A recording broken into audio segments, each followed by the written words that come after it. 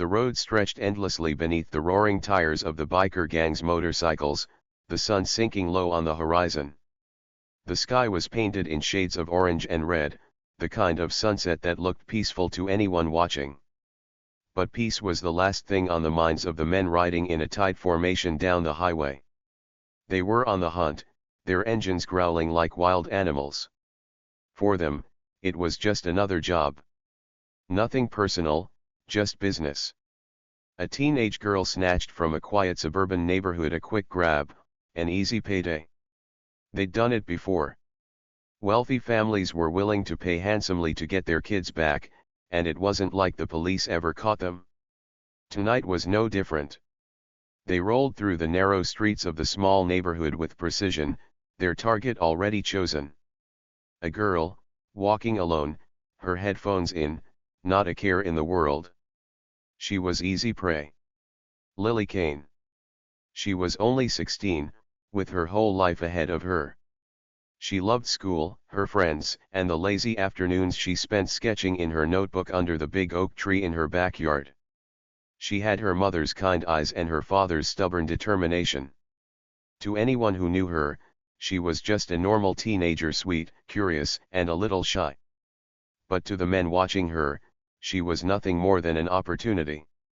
When the black van pulled up beside her, the whole thing happened in seconds. The sliding door slammed open. A hand shot out, grabbing her by the arm.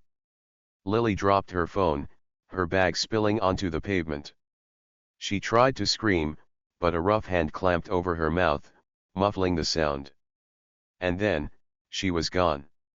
In another part of town, John Kane was sitting in his living room, sipping a cup of coffee. The house was quiet, just the way he liked it. Lily was supposed to be home by now, but she often stayed late to talk with her art teacher or help a friend with homework. He wasn't worried. Not yet. John Kane was the kind of man people trusted instantly. His neighbors liked him because he always offered a helping hand. Need your car fixed? John would grab his tools. Struggling to lift that heavy box? He'd be there in a second. He was polite, dependable, and quick to smile. But there was another side to John Kane, one that no one in his quiet suburban neighborhood knew about. Beneath the calm demeanor and the kind eyes was a man who had seen and done things most people couldn't imagine. 15 years as a Navy SEAL had turned John Kane into something more than a soldier. He was an expert in survival, hand-to-hand combat, and strategy. His missions were the kind that didn't make the news because they officially didn't exist. When governments needed something done quietly, they called Kane. He had earned the nickname the Phantom for a reason. He moved like a shadow, invisible and unstoppable. Enemies whispered his name with fear, and allies knew better than to cross him. He wasn't just good at what he did, he was the best. But Kane had left all of that behind. The day Lily was born, he made a promise to himself. No more missions. No more war. He wanted to be the kind of father who was there for his daughter. The kind who showed up to soccer games, made pancakes on Saturday mornings, and kept her safe from the world. And for 16 years, he had kept that promise. But now, sitting in his quiet living room, Kane glanced at the clock on the wall. It was getting late. Too late. A flicker of unease crept into his mind. He pulled out his phone and called Lily. No answer. He tried again. And again. Still nothing. Kane stood, his body suddenly tense. Something was wrong. He could feel it in his gut, a sense of dread he hadn't felt in years. He grabbed his keys and headed for the door, his heart pounding in his chest. When he found her phone lying on the sidewalk, his worst fears were confirmed. The screen was cracked, her bag still scattered across the pavement. His hand clenched into a fist as he stared at the evidence of what had happened. Someone had taken her. The police arrived quickly. They asked questions, took notes, and promised to do everything they could. But Kane had seen this routine before. He knew how these things worked. Don't worry, Mr. Kane, the officer said, trying to sound reassuring. "We'll find her." Kane nodded, his face calm. "Thank you," he said, his voice steady. But inside, he was already making plans.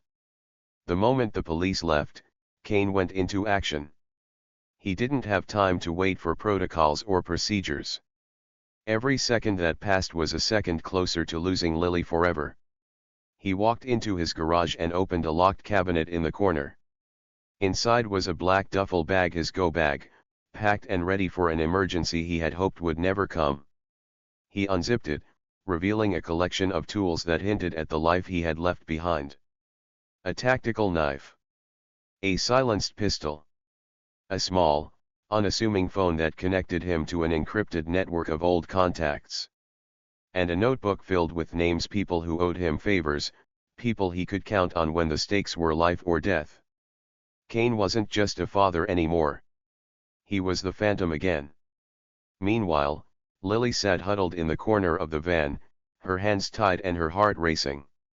She didn't know where they were taking her, but she wasn't going to give up without a fight. Her dad had always told her, "Stay calm, stay smart, and never stop looking for a way out." She clung to his words like a lifeline, her mind racing as she studied her captors. There were 4 of them, big, rough men with leather jackets and tattoos. They didn't say much, but their laughter sent chills down her spine. The leader, Razor, glanced back at her with a smirk. "Don't worry, sweetheart," he said. "You'll be home soon enough. Your daddy just has to pay up first." Lily glared at him, refusing to show fear. She didn't know how, but she believed her dad would find her. He always did. And Razor had no idea who he was dealing with. Back at home, Kane worked quickly. He started with Lily's phone, its GPS tracker still active. The signal was faint, but it was enough to give him a starting point. Next, he made a few phone calls. One to a friend who still worked in intelligence. Another to a former SEAL teammate who now ran a private security firm. The pieces were falling into place. As he gathered information, Kane's mind was focused on one thing: Lily. She was his world, his reason for leaving behind a life of violence. But now, the past he had buried was coming back. And this time, it wasn't for a mission. It was personal. Kane stared at Lily's broken phone for a long moment, the world around him fading into silence. The cracks on the screen felt like fractures in his own heart. He crouched down, picking up the pieces of her spilled bag, a sketchbook with her half-finished drawings, a pen, her favorite keychain, a little dolphin she'd carried everywhere since she was a child. Each item in his hand felt like a whisper, telling him to hurry. He scanned the quiet suburban street, his trained eyes looking for anything out of place. A scuff mark on the curb. Fresh tire tracks leading toward the intersection. It wasn't much, but it was enough. Kane's mind switched into a mode he hadn't used in years. The neighbors might have seen an anxious father looking for his daughter, but inside, a machine was turning, a predator locked onto its target. He followed the tire marks to the nearest intersection, his sharp gaze catching a faint smear of black rubber on the asphalt. The van had turned left. Kane pulled out his phone and called his old friend, Logan Pierce.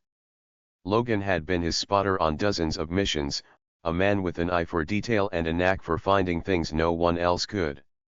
"Logan," Kane said when the line connected, his voice low and calm despite the storm brewing inside him. "I need your help." By the time Logan arrived at Kane's house, the sun had set completely, and darkness had settled over the neighborhood. Logan stepped out of his truck, a tall, broad-shouldered man with a face lined from years of hard living. He took one look at Kane and knew something was wrong. "What happened?" Logan asked. "They took her," Kane said simply. Logan didn't ask who or why. He didn't need to.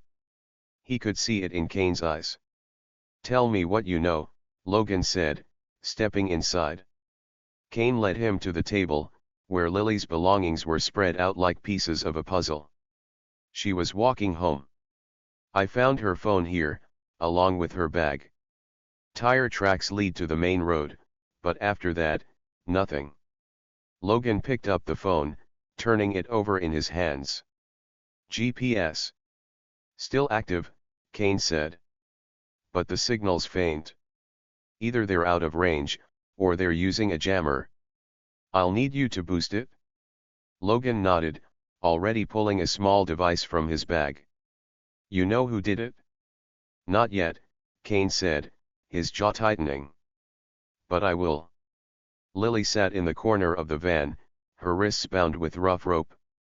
The van bumped along uneven roads, the hum of the tires mixing with the low growls of the men's voices. She couldn't hear everything they were saying, but she caught enough to piece together their plan. She's worth at least 6 figures, one of them said, his voice gruff. Her dad's loaded, another added.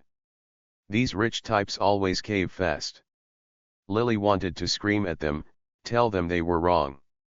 Her dad wasn't rich. He wasn't the kind of man they thought he was. But she stayed quiet, biting down on her fear.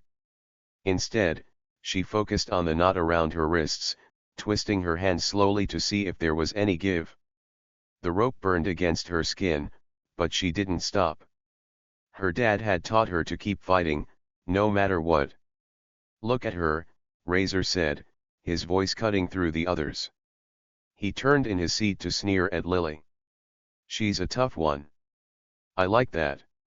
Lily glared at him, her hands still working behind her back.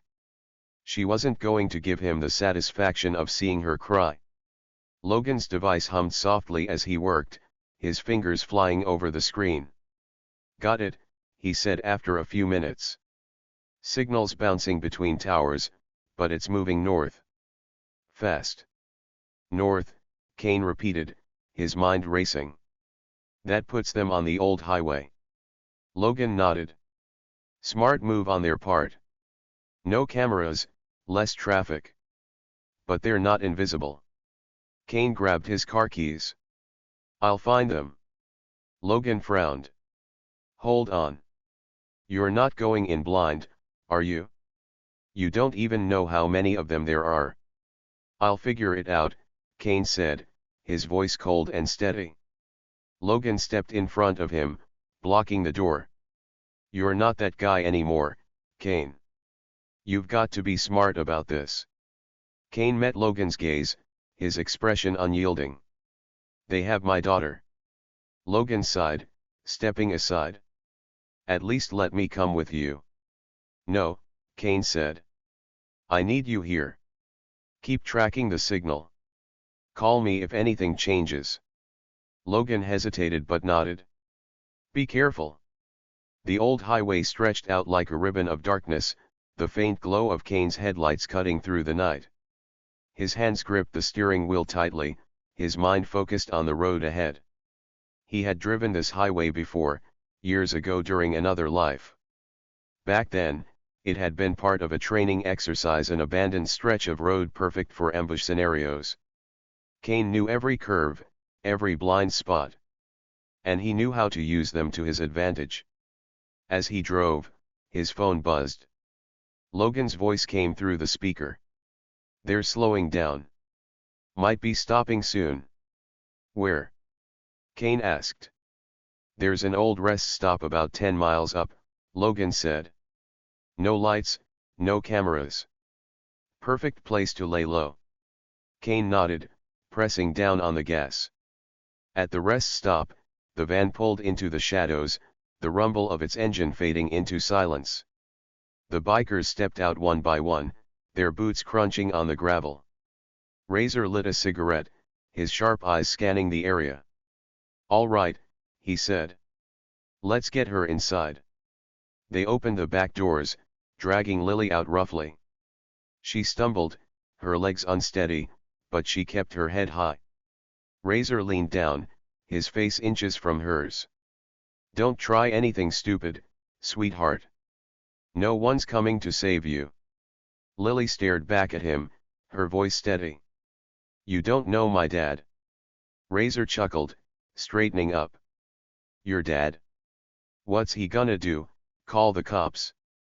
The men laughed as they hauled Lily toward the run-down building, their voices echoing in the night. But Razor didn't notice the shadow moving in the trees behind them. Kane moved silently, his footsteps light and deliberate. He had parked his car a mile down the road, approaching on foot to avoid detection. His training took over, every movement calculated and efficient. He watched from the tree line as the gang disappeared into the building, Lily's small figure barely visible among them. His heart ached at the sight, but he pushed the emotion aside. Emotion wouldn't save her.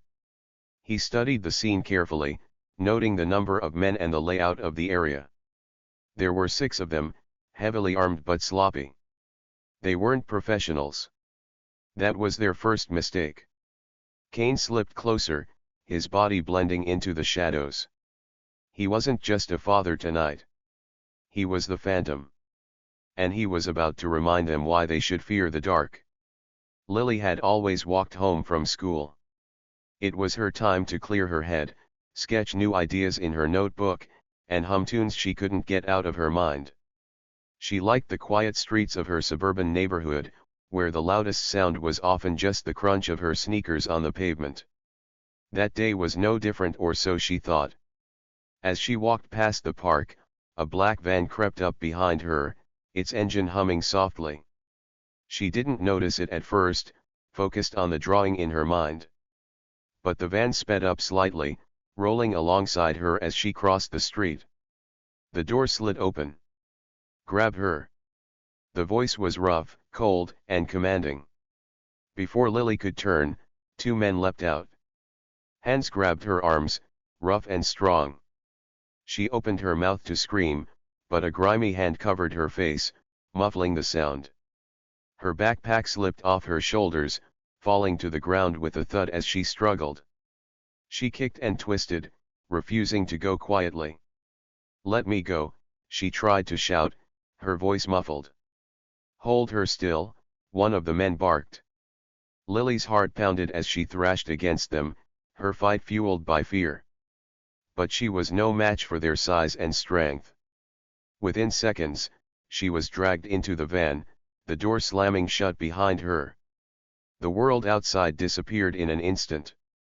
Back at home, John Kane stood in Lily's bedroom, his hands gripping the back of her desk chair. The room smelled faintly of her lavender shampoo and the faint hint of pencil shavings from her sketches. Her half-finished homework sat neatly on the desk, her bed unmade the way it always was before she rushed out in the morning. But Lily wasn't here. And she hadn't come home. Kane stared at the clutter on her desk, his chest tightening. To anyone else, he looked calm, stoic, even. But his eyes gave him away. Beneath his steady exterior, a storm was brewing. When the police finally arrived, Kane met them at the door. 2 officers stepped inside, their faces serious but practiced. Kane knew the look. They were used to delivering false reassurances. "We'll do everything we can, Mr. Kane," said Officer Martinez, her voice steady and professional. "We've already set up roadblocks and issued an Amber Alert," her partner added. "The first 24 hours are critical in these cases, and we're mobilizing every resource." Kane nodded, his face unreadable. "Thank you," he said, his voice quiet but firm. The officers exchanged a glance, slightly unsettled by his lack of emotion. They didn't know that John Kane wasn't just listening to their words. He was already analyzing them, filing them away, and calculating his next move. When they left, Kane closed the door and locked it. He didn't have time to wait. The air inside the van was stifling, filled with the smell of sweat, cigarette smoke, and engine fumes. Lily sat in the corner, her wrists tied with rough rope. The van bumped and jolted over the road, making it hard to keep her balance. She tried not to cry. She bit her lip hard enough to hurt, determined not to let them see her tears. "Don't look so scared, kid," said one of the men, grinning at her. He had a long scar down his left cheek, his teeth yellow from years of neglect. "We're not gonna hurt you. Not unless your daddy doesn't pay up."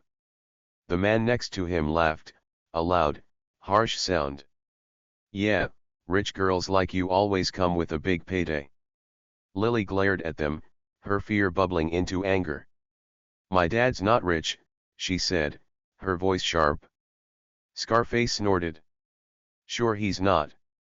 That's why you live in that fancy neighborhood, huh? Don't worry, princess. We'll let you go once daddy wires the money." Lily didn't respond. She wasn't about to waste her breath on these men. Instead, she focused on the rope around her wrists, twisting her hands slowly, testing for any give. The fibers bit into her skin, but she didn't care. Her dad had always told her, "Don't give up. No matter how bad it looks, there's always a way out." Kane sat at the kitchen table, his laptop open in front of him. On the screen were maps of the area, routes branching out like veins. He traced them with his finger, his mind working faster than it had in years. He wasn't starting from scratch. He had Lily's phone, which had been smashed but still contained enough data to give him a starting point. Using a backup tracker he'd installed years ago, a precaution he never told her about, he had pinpointed the phone's last location before it went offline. The park. He had already been there, combing the area for clues. That's where he'd found her backpack, her belongings scattered on the ground. And he'd found the tire tracks, fresh ones, leading away from the scene. He snapped a photo of the tracks with his phone and ran it through a tool he'd once used on missions. It wasn't perfect, but it gave him enough information. The width of the tires and the specific pattern matched a certain make of van. A black panel van, commonly used for deliveries. Kane stared at the data, his jaw tightening. It wasn't much, but it was a start. The van eventually came to a stop, the engine cutting out with a low growl. One of the men opened the door, letting in a rush of cool night air. "Get out," barked the leader, a tall man with a shaved head and tattoos snaking up his arms. His voice was sharp and commanding, leaving no room for argument. Lily hesitated for a moment, but Scarface yanked her up roughly by the arm, forcing her to stumble out onto the gravel. They were in the middle of nowhere. An old warehouse loomed in the darkness, its windows broken and its walls covered in graffiti. Weeds poked up through cracks in the pavement, swaying in the breeze. The leader shoved Lily forward. "Inside. Now." The men laughed as they pushed her toward the building, their voices echoing in the empty lot. Lily's heart raced as she looked around, hoping to see something, anything that could help her escape. But all she saw was darkness. "Don't get any ideas," Scarface said, noticing her hesitation. "You're not going anywhere." Lily clenched her fists, her mind racing. She wasn't giving up. Not yet. Back at home, Kane prepared for what was coming. He pulled a dusty case from the back of his closet, the latches stiff from years of neglect. Inside was a collection of tools he hadn't touched in over a decade, a combat knife, a silenced pistol, and a pair of night vision goggles. He ran his fingers over the gear, his mind flashing back to the missions he had sworn he'd left behind. You don't want to be that man anymore, he thought. But as he stared at Lily's smiling face in the framed photo on her desk, he knew he didn't have a choice. He wasn't just fighting to get her back. He was fighting to keep the promise he had made to her mother all those years ago. "Stay strong, Lily," he whispered, his voice low. "I'm coming for you." Inside the warehouse, the gang made themselves comfortable, cracking open beers and lighting cigarettes. Razor, their leader, sat at a rickety table, counting wads of cash they'd taken from a previous heist. Lily sat in the corner, her wrists still bound. She watched them closely, memorizing their faces, their movements, and their habits. Her dad had always told her, the first step to winning is knowing your enemy. Scarface wandered over to her, crouching down to her level. "What's with the attitude, huh? You think Daddy's gonna come save you? Lily met his gaze, her voice steady despite her fear. I know he will. Scarface laughed, shaking his head. You've got spirit, kid. Too bad it won't help you. Lily didn't respond. She didn't need to. Deep down, she knew the truth, her dad wasn't like other dads. And he was coming. Inside the warehouse, Razor stood at the center of the room, his shadow stretching long under the flickering fluorescent light. The other gang members, 6 in total, gathered around him like soldiers awaiting orders. He had a presence that demanded attention, his sharp voice cutting through the room. Listen up, he growled. We don't mess this up. No calls to their daddy yet. Let them sweat for a while. We don't need the cops crawling all over this. Scarface nodded, leaning casually against the wall, while another member, short, wiry, and full of nervous energy, fiddled with a switchblade. What about her? Asked the wiry man, nodding toward Lily. Razor turned to her, his cold eyes narrowing. She stays quiet, or she gets locked in the basement. The words sent a chill down Lily's spine, but she didn't let it show. She kept her gaze steady, refusing to look away. Razor noticed, a smirk tugging at the corner of his mouth. You've got guts, I'll give you that, he said. But don't get any ideas. Nobody's coming for you. The gang laughed, their voices echoing in the empty space. Lily didn't respond. She wouldn't give them the satisfaction. Instead, she focused on her surroundings. The warehouse was old, its walls cracked and its floor littered with debris. There were exits, she counted 2, but both were heavily guarded. She tucked that information away, a small piece of hope she could hold onto. Back at home, Kane was already on the move. He didn't have time for hesitation or doubt. He had gathered his gear, his knife, his pistol, and a small satchel of tools, and was now scouring the area around the park where Lily had been taken. The backpack had been his first clue, but it wasn't enough. He needed more. Kane crouched near the edge of the park, where the tire tracks veered onto the road.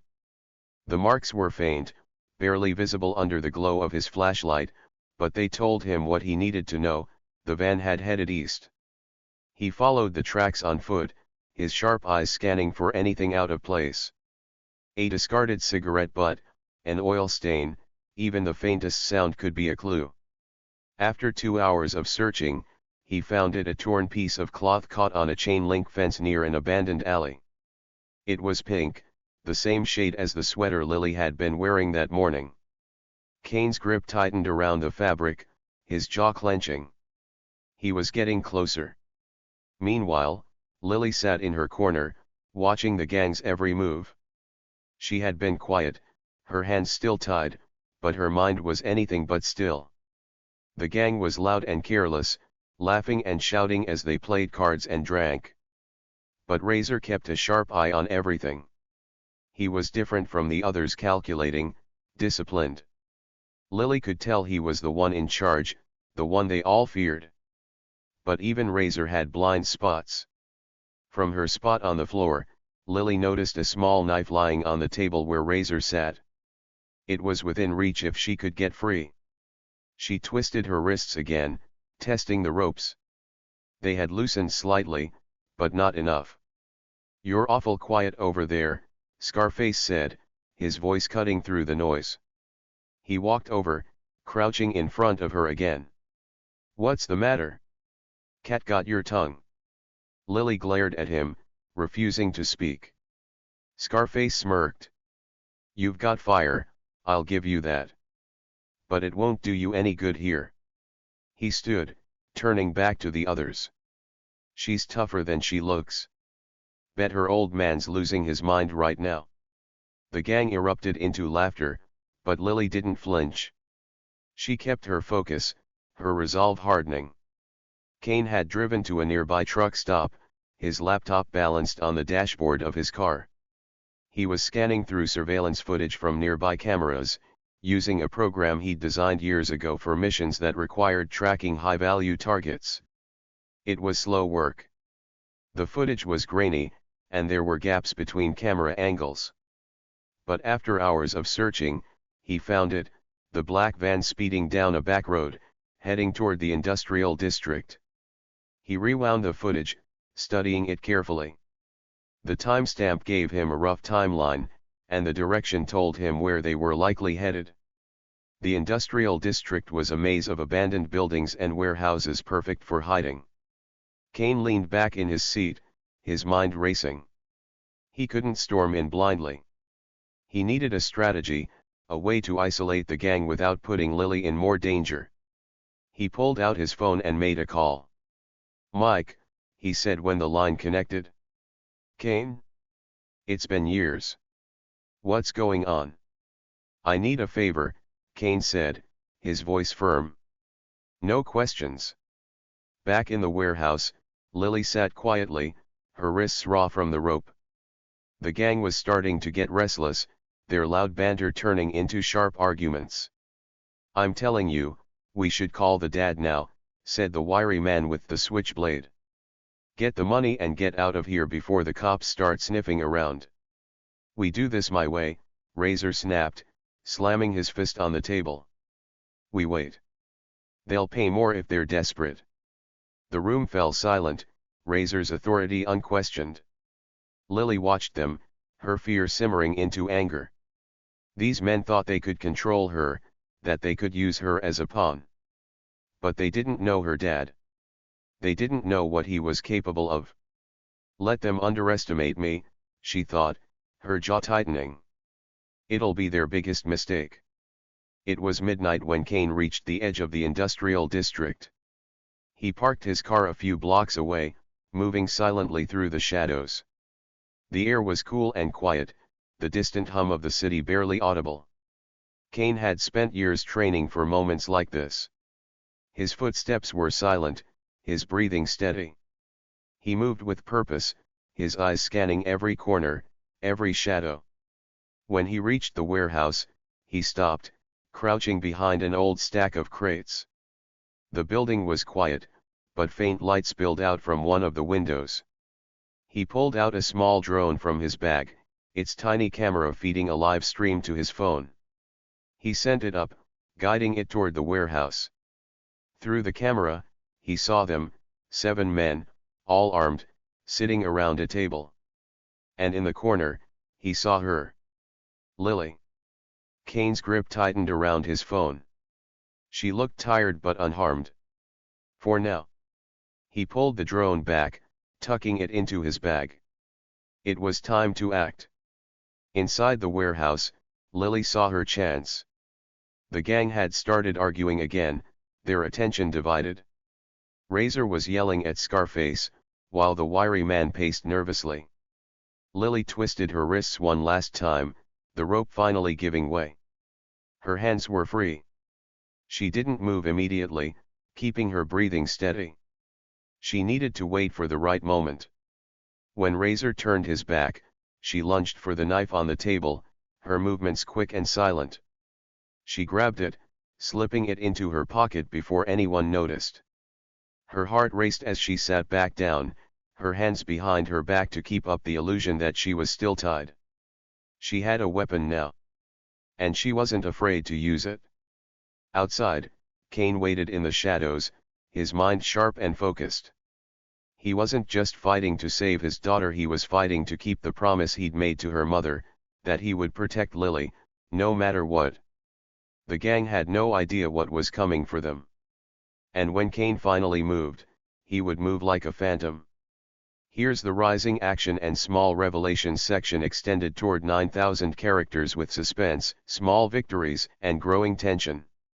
The phone was an old model, outdated and scratched, but it had one feature that Razor and his gang hadn't bothered to check, a GPS tracker. Kane had installed it on Lily's phone himself, years ago, as a precaution. He stared at the blinking dot on his laptop screen, his heart steady but his focus razor sharp. She was still alive. Still close. The blinking dot led him toward the industrial district, narrowing down his search. But finding her wasn't enough. Kane wasn't walking into a nest of armed bikers without knowing who he was dealing with. His first call was to Jackson, an ex-military buddy who now worked in private security. Kane kept his voice calm and to the point. "I need intel on a gang leader," Kane said. "Goes by the name Razor." There was a pause on the other end. "Razor? You're messing with serious trouble, man. His gang is no joke." "I'm not interested in their reputation," Kane replied. "I just need their location, their numbers, and how well they're armed." Jackson sighed. "Give me an hour."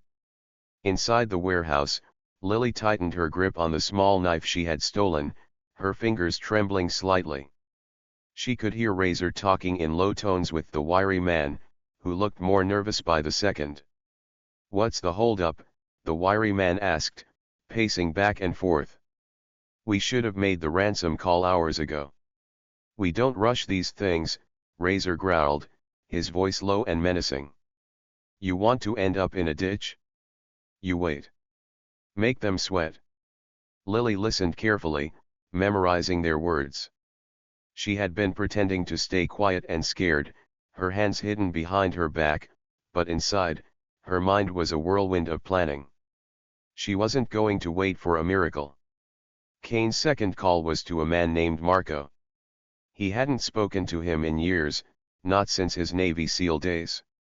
Marco specialized in gathering underground intelligence, drug dealers, gangs, smugglers, anyone operating in the shadows. "Marco," Kane said, his voice flat, "it's me." Well. The ghost himself." "I thought you'd disappeared," Marco replied, his voice laced with amusement. "I need information on Razor and his gang. Fast." Marco chuckled. "That's dangerous company you're sniffing around. What's the urgency?" "They took my daughter." The laughter stopped instantly. "Send me the details," Marco said. "I'll dig up everything I can." Within 30 minutes, Marco called back. "Razor's gang controls a few warehouses in the industrial district. Word is, they've got at least 7 or 8 guys with them heavily armed. They're pros at avoiding cops, but they've got enemies too. There's a rival gang that would love to see them wiped out." "Good. I don't need them running when I get there," Kane said. "And Kane," Marco added, his tone serious, "be careful. These guys don't leave survivors."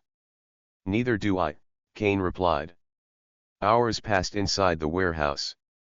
The gang had settled into their usual routine, drinking, laughing, and playing cards while Razor kept an eye on everything. He rarely joined the chaos, instead sitting back, watching, calculating. Lily knew she couldn't overpower them, not alone. But she didn't need to. She just needed one moment, one opportunity to tip the scales. Scarface had been assigned to guard her, though his attention wavered every time the gang got rowdy. His focus drifted to the card table, where Razor had just slammed down a winning hand. Lily shifted her position slightly, testing the weight of the knife in her pocket.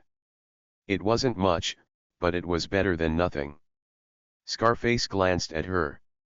"Don't even think about it, kid," he muttered. Lily stared at him, her expression blank, but her mind was racing.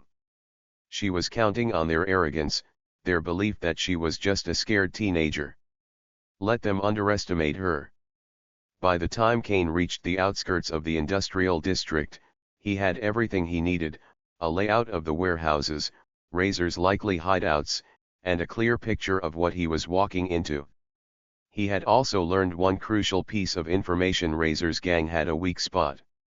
One of their men, known as Switch, had a reputation for gambling and loose lips.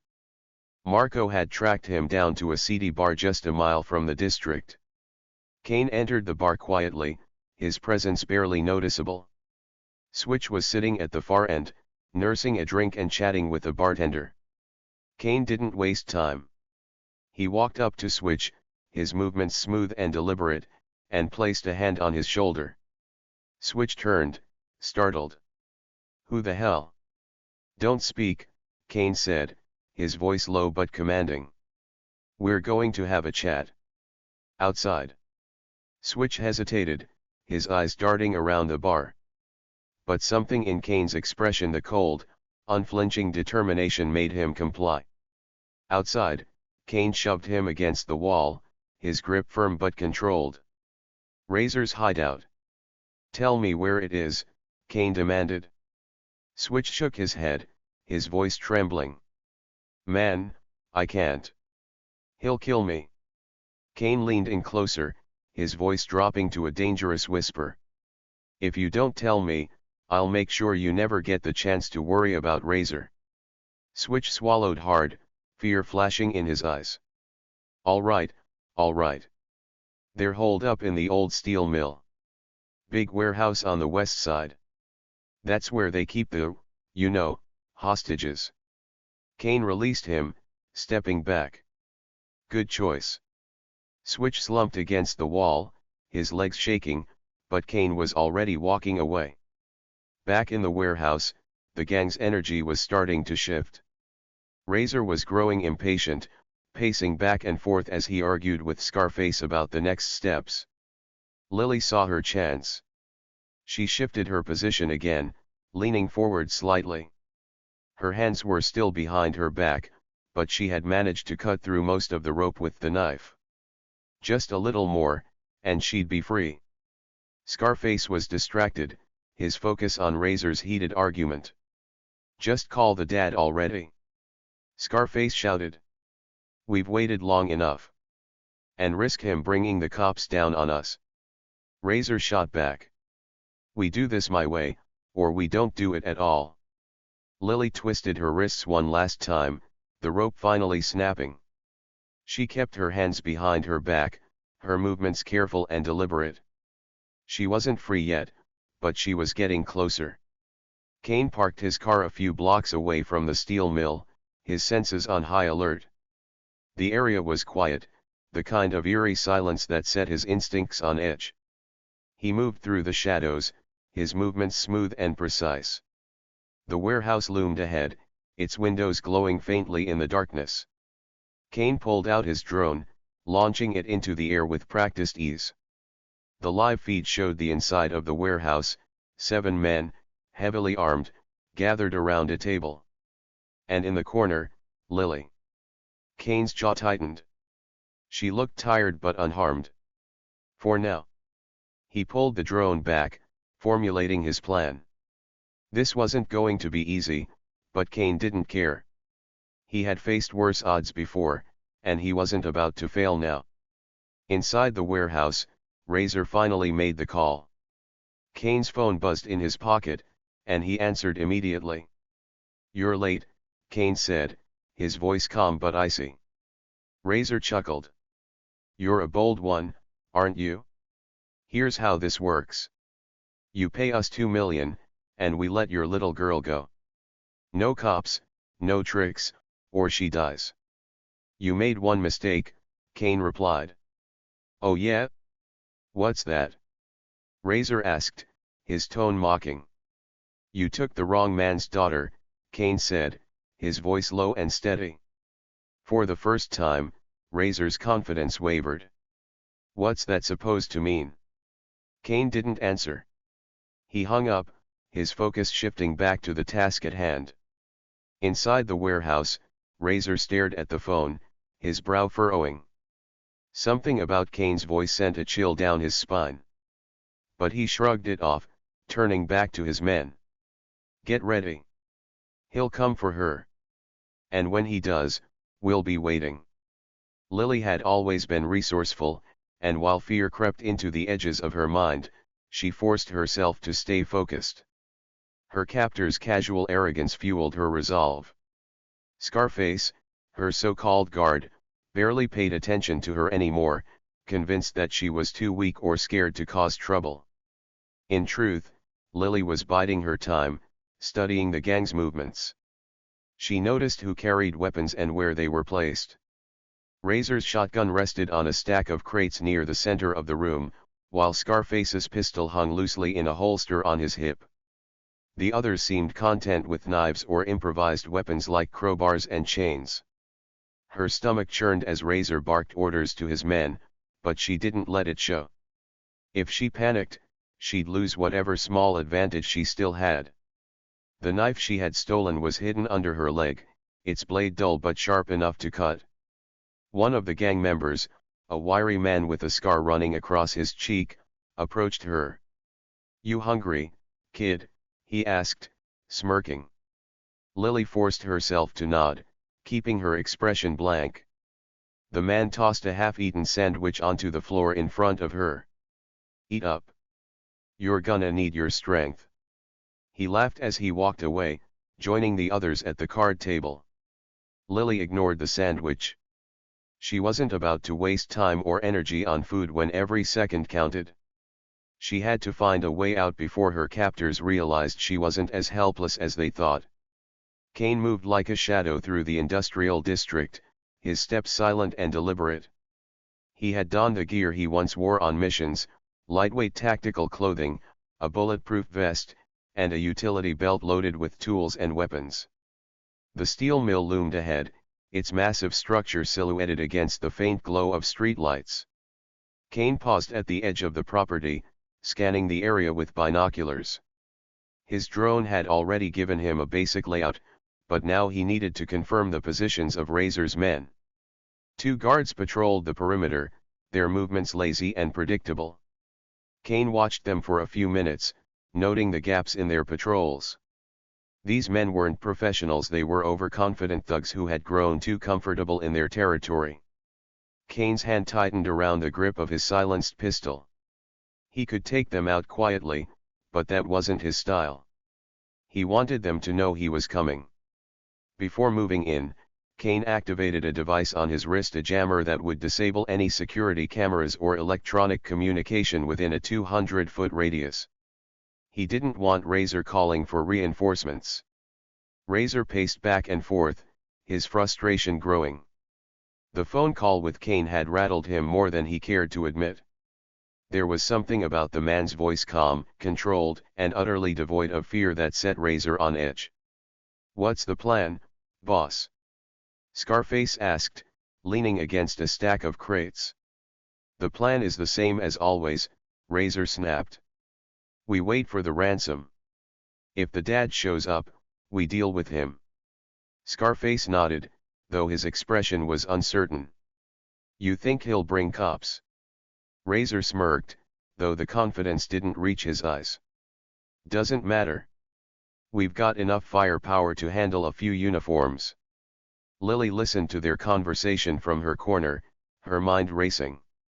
She didn't know much about her dad's past. He rarely talked about his time in the military, but she knew he wasn't the kind of man to sit back and wait.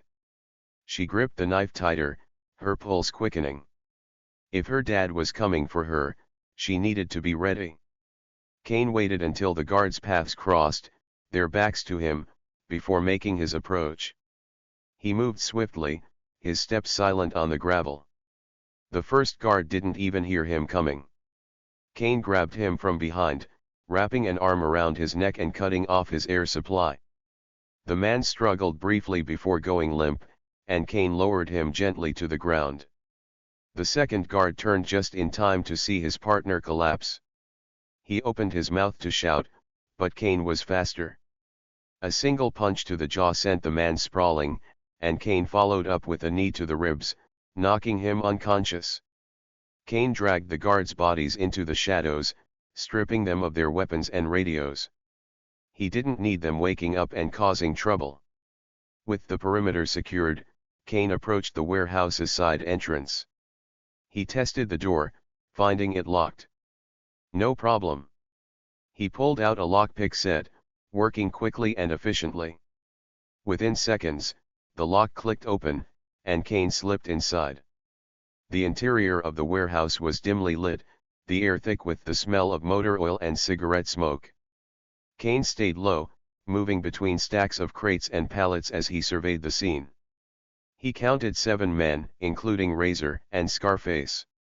Most of them were gathered around a card table near the center of the room, their laughter echoing off the metal walls. Lily was tied to a chair in the corner, her face pale but determined. Kane's chest tightened at the sight of her, but he forced himself to stay focused. He couldn't afford any mistakes. He noticed the gang's weapons scattered around the room, carelessly placed and easily accessible. Razor's shotgun was propped against a crate, while Scarface's pistol was tucked into his waistband. The others had knives, chains, and bats within arm's reach. Kane mentally mapped out his approach. He needed to create a distraction, something that would draw the gang's attention away from Lily. Reaching into his utility belt, Kane pulled out a small device, a smoke grenade. He set the timer and rolled it toward the card table, its small metallic clink barely audible over the gang's chatter. The grenade detonated with a loud pop, filling the air with thick, choking smoke. The gang members shouted in confusion, stumbling to their feet as they tried to figure out what was happening. "What the hell?" Razor yelled, grabbing his shotgun. Kane moved quickly, using the smoke as cover. He darted toward Lily, cutting through the ropes that bound her wrists and ankles. "Dad!" Lily whispered, her voice trembling. "It's me," Kane said, his voice calm and reassuring. "Stay close." Lily nodded, her relief palpable. She grabbed his arm, trusting him completely. Kane led her toward the nearest exit, but their progress was slow. The smoke was beginning to clear, and the gang was regaining their bearings. "There!" Scarface shouted, pointing in their direction. Kane pushed Lily behind a stack of crates, shielding her with his body. He drew his pistol, firing 2 quick shots. The bullets hit their marks, dropping 2 gang members before they could react. The others scrambled for their weapons, their shouts echoing through the warehouse. Razor's confidence evaporated as he realized what was happening. This wasn't some scared father begging for his daughter's life. This was a man who knew exactly what he was doing, and he was tearing through Razor's crew like they were nothing. "Find him!" Razor barked, his voice tinged with panic. Kane didn't give them the chance. He moved like a ghost, striking from the shadows and disappearing before they could retaliate. Lily stayed hidden, her heart pounding as she watched her father dismantle the gang. He was relentless, his movements precise and calculated. One by one, Razor's men fell. Some were taken out with silenced gunshots, while others were incapacitated with brutal hand-to-hand combat. By the time the smoke cleared completely, only Razor and Scarface remained. Razor gripped his shotgun tightly, his eyes darting around the warehouse. He could feel the tension in the air, the suffocating weight of inevitability. "You think you're some kind of hero?" Razor shouted, his voice cracking. "You're just a man. You bleed like the rest of us." Kane stepped out of the shadows, his pistol trained on Razor. His expression was cold, his eyes unyielding. "Let her go," Kane said, his voice steady. Razor sneered, raising his shotgun. "Make me." Before Razor could pull the trigger, Kane fired. The bullet struck Razor in the shoulder, sending him crashing to the ground. Scarface hesitated, his confidence crumbling. He glanced at Kane, then at Razor, before dropping his weapon and raising his hands. "It's over," Kane said, his tone final. The room fell silent, Razor's men frozen in their tracks. The firelight flickered across Kane's face, casting sharp shadows that only added to the menace radiating from him. Razor tightened his grip on the shotgun, his bravado slipping just slightly. "Who the hell are you?" Razor demanded, his voice trying to mask the unease creeping into his chest. Kane didn't answer. Instead, he moved forward with the calm confidence of someone who had been here before. He didn't need to raise his voice or make grand gestures. His presence alone was enough to make the air feel heavier. "You think you can just walk in here and scare us?" Razor growled, trying to rally his men. "You're outnumbered, old man. This is suicide."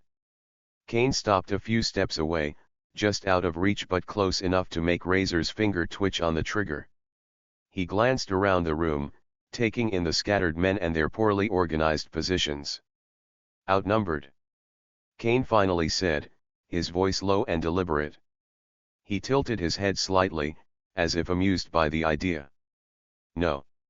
You're trapped in here with me.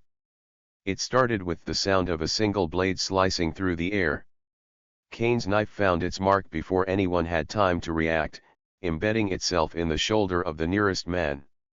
The gang member screamed, dropping his weapon as he stumbled back. That scream was all it took to set the room ablaze with chaos. Razor fired his shotgun, the blast deafening in the confined space, but Kane had already moved. He ducked behind a stack of crates, using the confusion to his advantage. Another gang member charged at him, swinging a crowbar, but Kane caught the man's wrist mid-swing and twisted, the sickening crack of bone echoing through the room. One by one, Razor's men tried to close in on Kane, but it was like trying to catch smoke. He was too fast, too methodical. Every punch, every strike, every movement was calculated, as if Kane had already played the scene out in his head 100 times. In the corner, Lily watched with wide eyes, her heart pounding. She had never seen her father like this. The man she knew, the quiet, kind man who made her pancakes on Sundays, was gone. In his place was someone unstoppable, someone terrifying. Stop him! Razor bellowed, his voice cracking as he reloaded his shotgun. He fired blindly into the shadows, the blasts ricocheting off metal and crates. But his men were faltering. Kane was picking them off one by one, their numbers dwindling with each passing second. The ones still standing were hesitating, their fear growing with every cry and thud of a fallen comrade. "You're nothing but a man," Razor shouted, though it sounded more like he was trying to convince himself. Kane emerged from the shadows again, his pistol raised. He fired 3 shots in quick succession, each one finding its mark. 2 gang members hit the ground, and the last dropped his weapon and ran for the exit. Now it was just Kane, Razor, and Scarface, who stood frozen near the fire with his hands half raised. "You don't have to do this," Scarface stammered, his eyes darting between Kane and Razor. Kane's gaze shifted to Scarface, cold and unrelenting. "Walk away," he said simply. Scarface didn't need to be told twice. He dropped his knife and bolted, leaving Razor to face Kane alone. Razor's confidence was shattered, but he still had his shotgun, and desperation made him dangerous. He backed up slowly, keeping the weapon trained on Kane. "You don't get it, do you?" Razor sneered, trying to regain some of his swagger. "This isn't a movie. You can't just walk in here, take your kid, and leave. It doesn't work like that." Kane took a step closer, his expression unchanging. "You're right," Kane said, his voice calm but laced with an edge that sent chills down Razor's spine. "This isn't a movie. This is your reckoning." Razor pulled the trigger, but Kane was already moving. The shotgun blast tore through the air where Kane had been a second earlier, the recoil knocking Razor off balance. Before he could fire again, Kane closed the distance between them, slamming his shoulder into Razor's chest and sending him crashing into a stack of crates. The shotgun clattered to the ground, and Razor scrambled to grab it, but Kane was faster. He kicked the weapon out of reach and grabbed Razor by the collar, slamming him against the wall. "You think you're untouchable?" Kane growled, his voice low and deadly. "You think you can take someone's daughter and walk away?" Razor struggled, his bravado completely gone. For the first time, he looked truly afraid. Wait. Razor gasped, raising his hands in surrender. "We didn't know. We didn't know who she was." Kane's grip tightened. "You didn't care." Razor's eyes widened as he finally put the pieces together. The way Kane moved, the way he fought, it all made sense now. You're military," Razor stammered. Kane's silence was confirmation enough. "Not just military," Razor muttered, his voice barely above a whisper. You're one of them. A seal. Kane didn't respond, but the look in his eyes said everything Razor needed to know. You're insane, Razor said, trying to muster some of his old bravado. Do you really think you can just walk away from this? My crew. Your crew is finished, Kane interrupted, his voice like steel. It's just you now. And you're going to answer for what you've done. Razor tried to lunge forward, but Kane was ready. With a swift movement, he twisted Razor's arm behind his back and forced him to the ground. Your mistake wasn't just taking my daughter, Kane said, his voice cold and unrelenting. It was thinking I wouldn't come for her. Lily emerged from her hiding spot, her hands trembling but her eyes filled with determination. She watched as her father tied Razor's hands behind his back with zip ties, his movements efficient and unflinching. Dad, Lily whispered, her voice breaking. Kane turned to her, his expression softening for the first time that night. He crossed the room in 3 strides, pulling her into a tight embrace. It's over, he said quietly, his voice filled with relief. You're safe now. Lily clung to him, the weight of the night finally catching up to her. I knew you'd come, she said, her voice muffled against his chest. Kane pulled back just enough to look her in the eyes. I'll always come for you, he said firmly. Behind them, Razor struggled against his restraints, but Kane didn't spare him a second glance. He pulled out his phone and dialed a number. This is John Kane, he said when the line connected. I've got a package for you to pick up. The voice on the other end didn't ask for clarification. Location. Kane gave the coordinates and hung up, his focus returning to Lily. As they stepped out of the hideout into the cool night air, the faint sound of approaching sirens echoed in the distance. Kane knew his old contacts would take care of Razor and what was left of his crew. For now, his only priority was Lily. The two of them walked toward the car Kane had stashed a mile down the road. Lily leaned against him, her exhaustion evident, but her steps steady.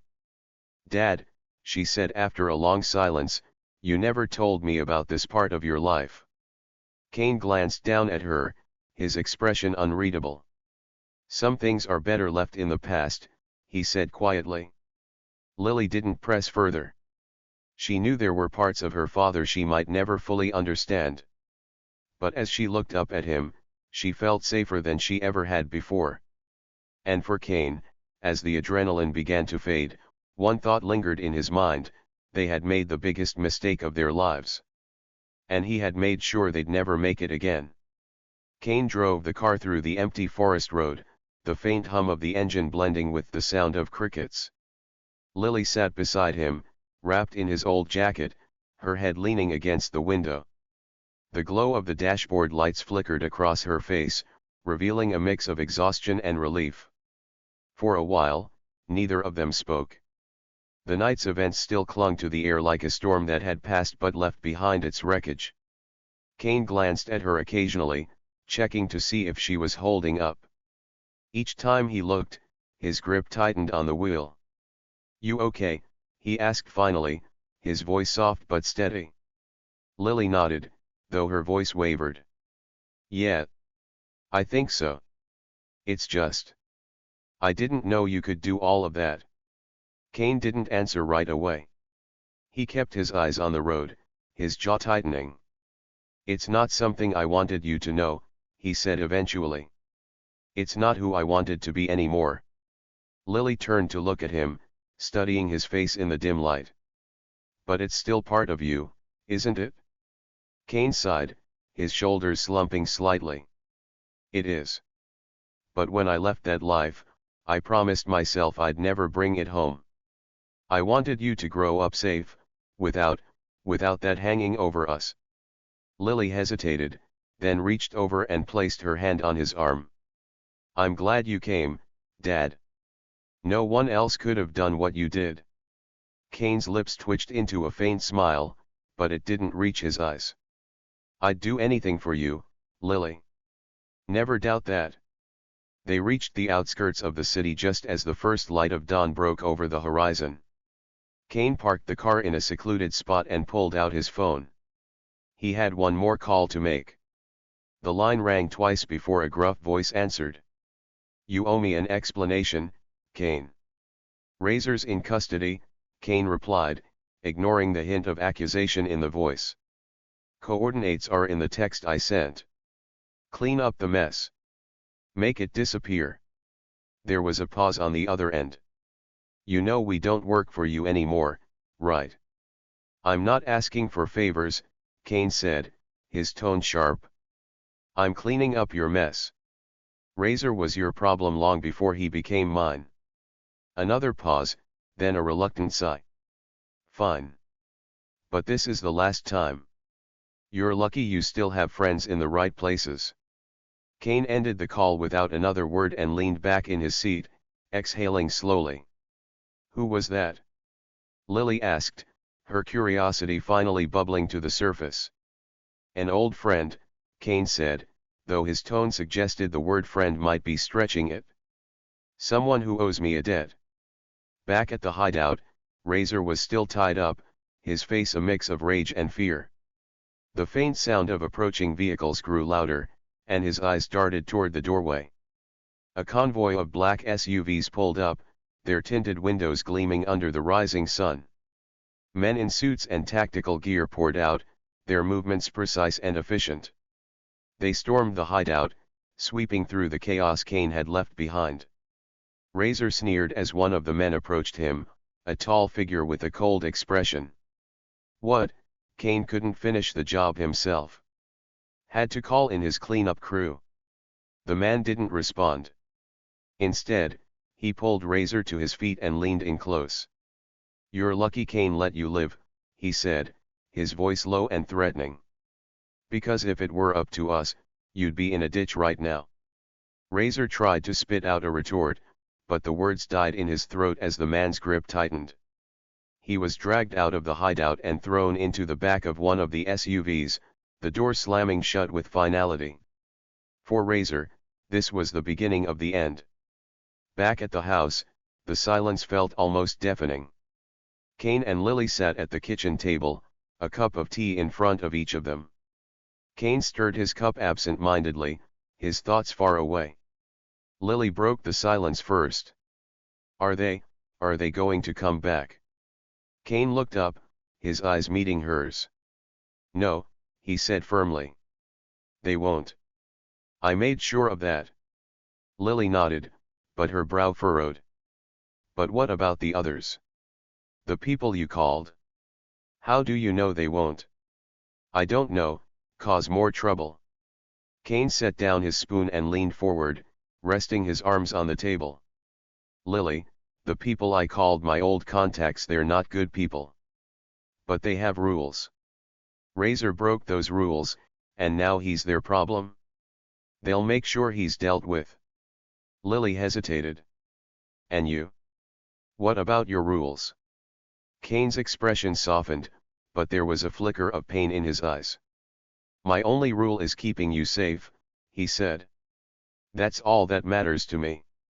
As the day wore on, Kane found himself replaying the events of the night in his mind. The sounds, the faces, the split-second decisions, it all came back in vivid detail. He stood in the backyard, staring at the small patch of grass where he used to play catch with Lily. The world felt quieter now, but not in a peaceful way. It was the kind of quiet that came after a storm, when everything was still settling back into place. Lily stepped outside, wrapping a blanket around her shoulders. She joined him on the porch, her presence pulling him out of his thoughts. "Dad," she said softly, "are you okay?" Kane glanced at her, his expression unreadable. "I'm fine," he said. But Lily wasn't convinced. "You don't have to lie to me, you know. I saw what you went through. I saw what it cost you." Kane sighed, running a hand through his hair. "It's not about me, Lily. It's about you. About making sure you have a life where you don't have to worry about men like Razor." "I get that," Lily said, her voice steady despite the emotions bubbling beneath the surface. But you can't carry all of this by yourself. It's okay to let me in. For a moment, Kane didn't say anything. Then he reached out and placed a hand on her shoulder. I'll try, he said, his voice quiet but sincere. The days turned into weeks, and life slowly began to return to normal. Kane returned to his quiet routines, mowing the lawn, grilling burgers, dropping Lily off at school. But something had shifted. Lily noticed it too. Her father's eyes carried a weight they hadn't before, a reminder of the lengths he was willing to go to protect her. One evening, as they sat on the porch watching the sunset, Lily turned to him. Do you ever regret leaving that life? Kane didn't answer right away. He watched the sun dip below the horizon, the sky painted in hues of orange and pink. Sometimes, he admitted. But then I look at you, and I know I made the right choice. Lily smiled, leaning her head against his shoulder. Thanks, Dad. For everything. Kane wrapped an arm around her, pulling her close. Always, he said. And as the stars began to appear in the night sky, Kane allowed himself a moment of peace. For now, the danger was behind them. And for the first time in a long time, he felt like he could breathe again. But deep down, he knew the world wasn't done with him yet. The sound of sirens cut through the cold night air as the police arrived at the scene. Flashing blue and red lights illuminated the grim aftermath of Kane's storm. Razor's gang was scattered, some unconscious, some groaning in pain as they were rounded up by officers. The smell of gasoline, sweat, and burnt rubber lingered, mixing with the earthy scent of the forest. Kane stood a few feet away from Razor, Lily's small frame clinging tightly to him. Her arms wrapped around his waist, her face buried against his chest, seeking safety in the strength she had always known her father to have. Razor, on the other hand, was barely conscious. Blood trickled from a cut above his eyebrow, smearing his once menacing tattoos. His eyes, swollen and fearful, darted toward Kane. There was no more fight in him now, only resignation. The realization of who Kane really was had broken him in ways his body would never fully recover from. You don't touch families, Kane growled, his voice low and cutting. You don't take innocent kids. You don't step into a world you don't understand. Razor didn't respond. He had nothing left to say. When the officers approached Kane, they hesitated. The scene before them didn't match the quiet suburban dad they were used to seeing at the grocery store or soccer games. Here was a man who had clearly fought like a soldier, efficient, unrelenting, and terrifyingly capable. One officer stepped forward, his hand hovering near his holstered gun. Sir, we need to ask you some questions. Kane reached into his jacket slowly and pulled out Razor's handgun, careful to grip it by the barrel. Without a word, he handed it to the officer, who took it cautiously. I have nothing to say, Kane muttered, his tone final. He adjusted his hold on Lily and began to walk away. The officer called after him. Wait. You can't just leave. We need a statement. Kane paused but didn't turn around. Ask him, he said, nodding toward Razor. He'll tell you everything you need to know. Razor was dragged to his feet by two officers, his knees buckling beneath him. You don't understand, he stammered, his voice weak and frantic. That man, he's not normal. He's something else. One of the officers gave him a hard shove toward the waiting police car. Save it for the judge, he snapped. But Razor shook his head violently, his fear bubbling to the surface. You don't get it? He's a ghost, a monster. You think you're safe now? You think this is over? That guy, he's not done until you're nothing. The officer rolled his eyes and pushed Razor into the back seat, slamming the door shut. Sounds like you've had a rough night, he said dryly. Razor leaned his head back against the seat, his breathing ragged.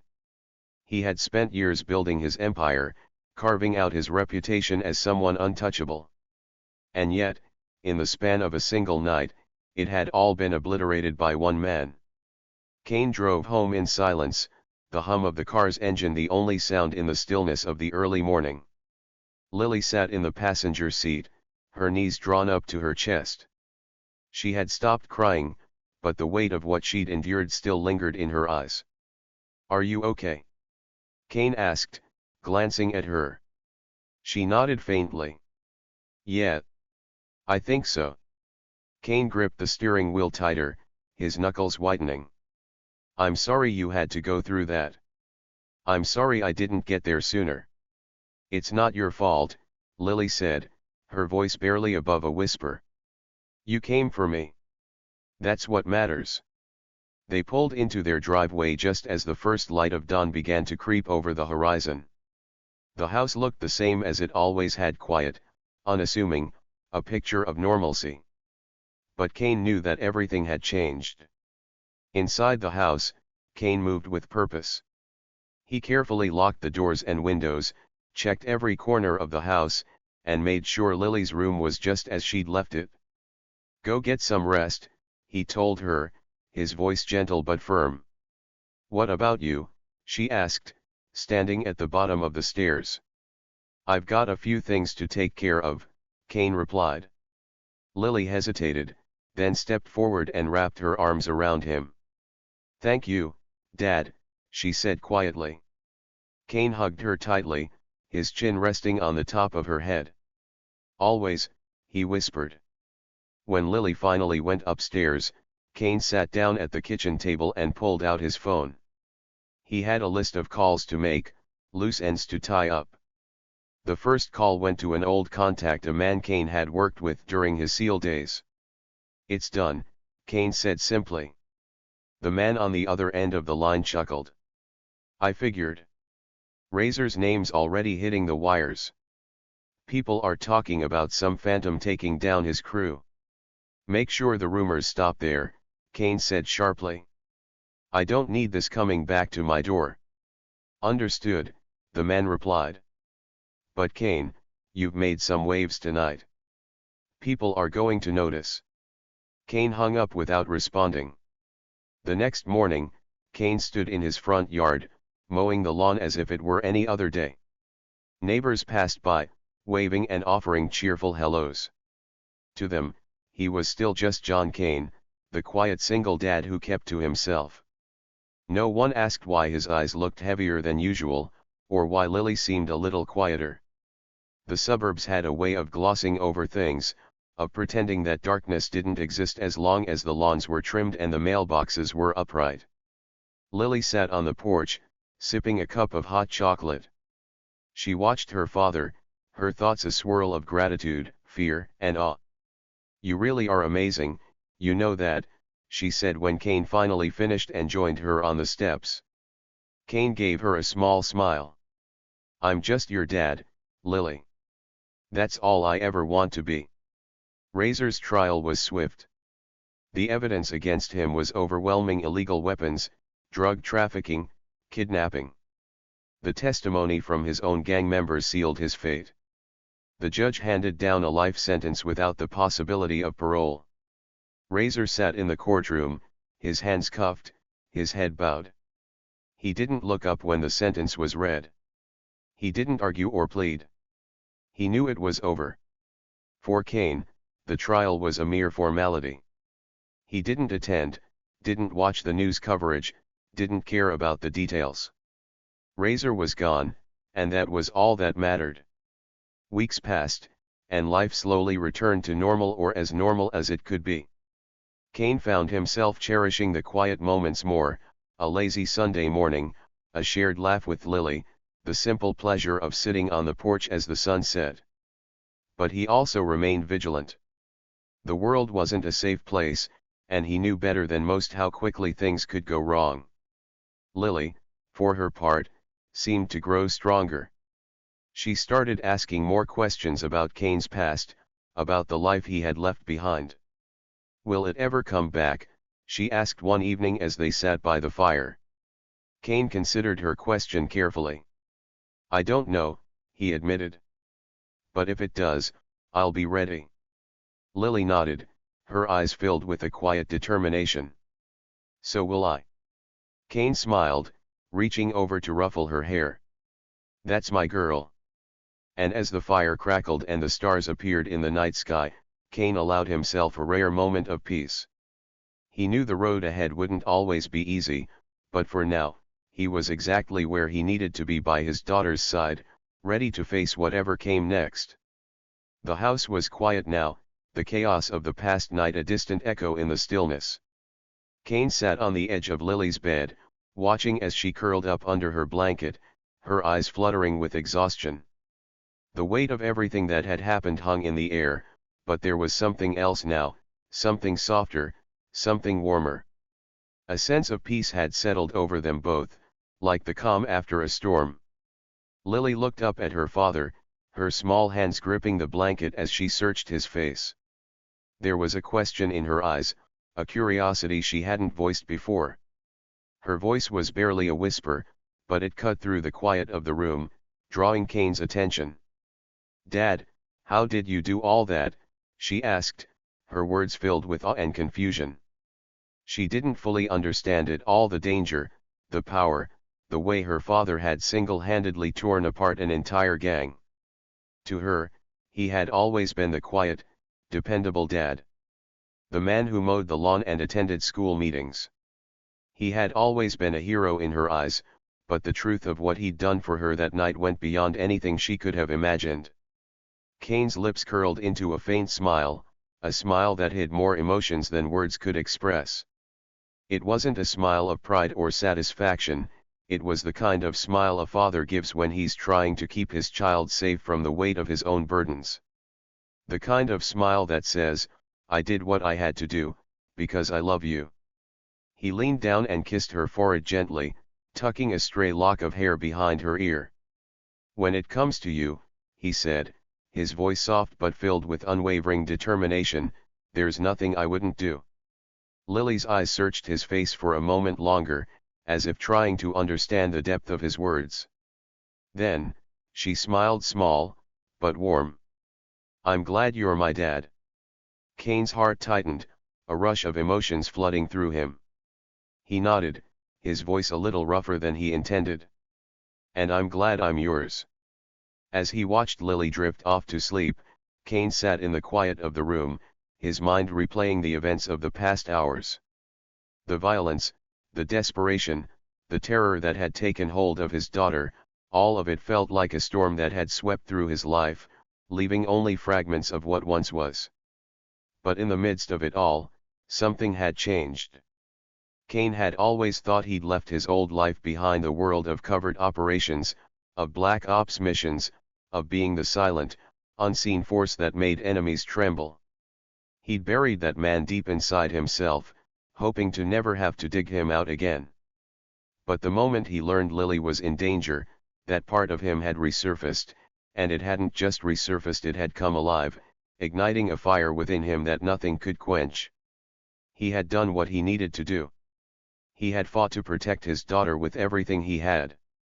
But in that fight, he had discovered something even more powerful than his training and experience, his love for Lily. It was a love that had fueled him through every battle, every danger, every moment when the world seemed to turn against them. And as he watched her sleep soundly, he realized just how far he would go to keep her safe. In the end, it wasn't the past that defined him. It was the present, the quiet moments with Lily, the small victories of being a father, the understanding that the life he had built was the one that mattered most. Not the dark, violent world he had left behind, but the peaceful, loving home they had together. Kane stepped out of Lily's room and closed the door softly behind him, leaving the house to sink back into its stillness. The night was over, but the weight of it still pressed against his chest. His mind wandered, but one thought stood out above all the others. The life he had built wasn't ordinary. Not by a long shot. Sure, he had tried to make it ordinary. He had settled into the routine of suburban life, of being the dad who grilled burgers on weekends and attended parent-teacher conferences. But deep down, he knew that wasn't where his true power lay. The extraordinary part of his life wasn't the job he had done in the past, it was the life he shared with Lily, the future he was building for her, the love that anchored him to this world. He could have walked away from it all. He could have stayed in the shadows, kept his past buried deep beneath the surface. But the truth was, he had never really left that world behind. It had always been with him, waiting, watching. And when the time came, when the danger threatened the one person who mattered most, he didn't hesitate. He stepped back into that world, not because he had to, but because he wanted to. He wanted to protect her. And there was nothing in this world that could stand in the way of that. As Kane stood at the window, looking out over the quiet neighborhood, he thought about what he had learned. About himself, about the world, about the choices we make and the things we hold dear. The life he had built wasn't just about surviving, it was about living, about finding meaning in the small moments, the ones that made everything else worth it. He thought about the promise he had made to himself when he left the Navy SEALs. He had promised that he would never let his past define him. He would never let it come between him and Lily. And in that moment, with the moonlight streaming through the window and Lily safe in her bed, he realized he had kept that promise. He had created a life that was his own, a life that was defined not by the violence of the past, but by the love he had for his daughter. The sun rose the next morning, casting golden light through the trees and across the streets of the neighborhood. The world felt different now. For the first time in years, Kane allowed himself to hope.